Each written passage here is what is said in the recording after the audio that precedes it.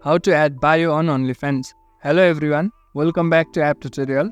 In this video, I'll show you how you can add bio on your OnlyFans account. So let's start.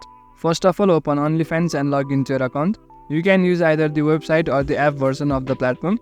After you open the platform, enter your email address and password and then log in.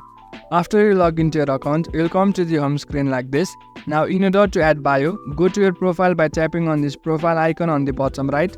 Then after, tap on my profile. After that, in order to add bio, tap on this gear-like settings icon. Then after, as you scroll below, you will find this bio section.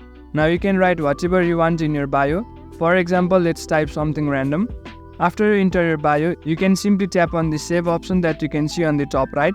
As you do that, the changes will be successfully saved.